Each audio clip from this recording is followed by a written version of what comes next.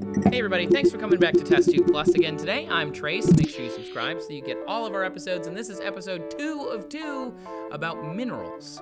Specifically, yesterday we talked about minerals you might find in a pirate chest and why they would be in that chest and not something else. But today we're going to talk about one of the minerals in there, diamonds, and how diamonds have some amazing properties that can really help science and technology. We know that carbon makes diamonds. When carbon just gets to the right conditions under extreme temperatures and pressures, the atoms will bond in such a way to form this very hard structure that we call diamond.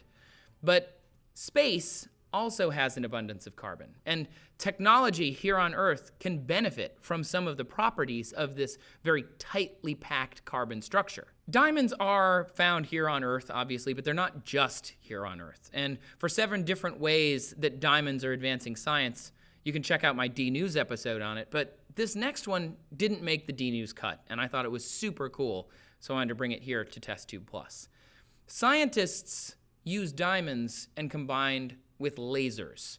I mean, lasers are cool, regardless of how you slice it, but actually it's technically 176 lasers that are all focused on a single point. Basically, what scientists did is they shot a diamond with a laser-based pressure wave, 50 million times Earth's atmospheric pressure. Now, this is cool on its own, but you're probably wondering why scientists would do this. Are they just crazy? They're just mad scientists? No. They wanted to vaporize the diamond, and they did so in less than 10 billionths of a second. That's a very short time. And the reason they did this is because diamonds are the hardest naturally forming material known to man. And they wanted to learn what would happen under those kind of pressures with this very hard carbon lattice. The pressure from the laser was comparable to pressures that exist at the centers of the gas giant planets in our solar system, Jupiter and Saturn. So they were simulating that on a diamond to see what happened. And it gives us an idea of what we might expect at the center of those planets if, say, we wanted to ever go there or explore or just understand them a little better.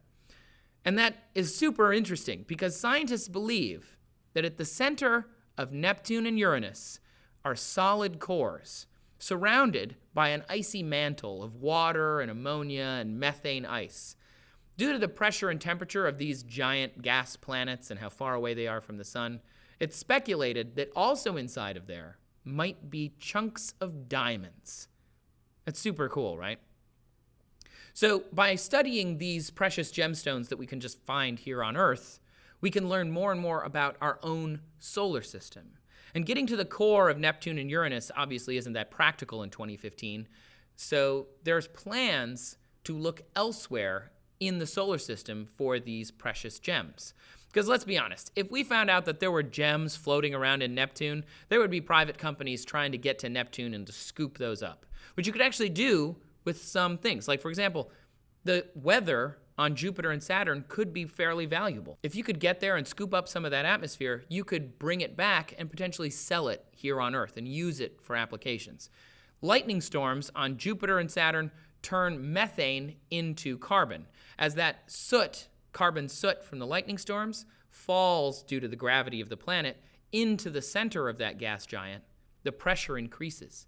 After about 1,000 miles of falling, it turns into graphite. Once it turns into graphite, it's obviously going to keep falling into that planet because these are huge. 1,000 miles is not that far. Eventually, the graphite will fall so far into the planet that the pressure will reach 10 to 50 gigapascals, and the temperature could be 2,000 to 3,000 Kelvin in there.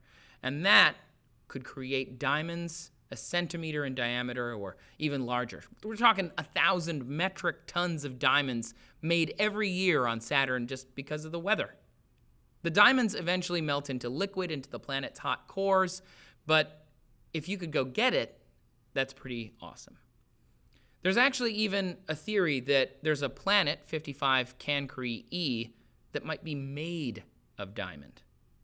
So knowing more about diamonds here on Earth can teach us maybe more about that planet. You can actually see the planet with a naked eye in the constellation of Cancer. It's only 40 light years away, and it's about 3,900 degrees Fahrenheit year-round on this planet. Not exactly the best environment for raising a kid. And although, I said it's a diamond planet, it's actually only about 1/3 of the planet, only about twice the size of Earth as a whole. But for whatever reason, the magazine Forbes calculated that if you were to go and get 55 Cancri E and somehow, harvest that diamond, it's worth $26.9 million. Nillion. That's 26.9 with 30 zeros. It's a lot. It's a lot of zeros.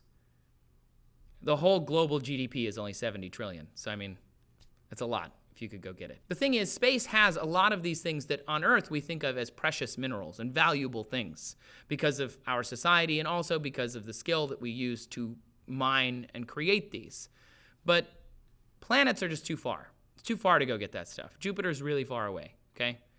However, the main belt, or the asteroid belt, that's just on the other side of Mars. And it's teeming with asteroids. And each asteroid has minerals on it. In case you're somehow a listener of TestTube Plus and aren't aware of what an asteroid is, it's a small rocky body that's caught in the orbit of the sun. And there are millions of these in our solar system alone. The smallest is a dust particle, but the largest actually has a name, Ceres, and she is nearly 600 miles across. They're just out there, tumbling through space, caught in the orbit between Mars and Jupiter. Asteroid mining is going to be a thing. Asteroids contain gold, cobalt, iron, manganese, molybdenum, nickel, osmium, palladium, platinum, tungsten, water, diamonds. It could contain all sorts of different minerals that are very valuable. It's been estimated that Ceres, a 1 kilometer in diameter asteroid, could contain as much as 7,500 tons of platinum. Now, if that were the case and you could go grab it, that's worth more than $150 billion. That pretty much makes getting to an asteroid and bringing it back worth it for a lot of private companies. Think about it this way. The largest gold mine on Earth, it's run by a company called FCX, and they were expecting this year in 2015 about 40.6 tons of gold to come out. 40 tons. And gold is not even worth as much as platinum. That's the best gold mine on the planet in Indonesia. One asteroid, 7,500 tons of platinum. That's pretty crazy. They actually have satellites that they've planned out that have these big space-based inflatable cylinders that they can use to grab an asteroid, deflate and get it to stop spinning, and then they can take it wherever they need to mine it. There are, of course, some other hurdles aside from getting the asteroid. You'd have to build the infrastructure to mine and refine the stuff inside of the asteroid. You'd have to be able to create the ability to move the stuff that you mined off the asteroid back down to Earth. And according to the Keck Institute for Space Studies, they did a study on this, and the cost to identify and return a 500-ton asteroid to low Earth orbit would be about $2.6 billion. It's not a small cost, but if you can get billions from that, there's going to be a profit. And that's assuming, of course, that the entire infrastructure is already built.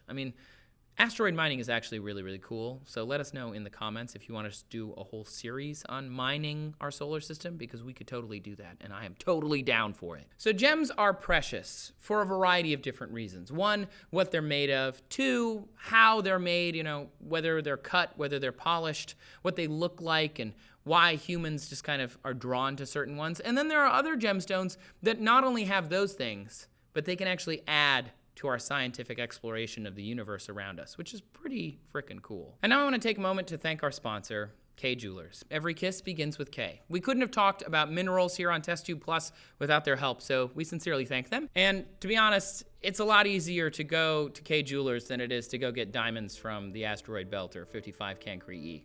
Let's be clear, they're a lot closer.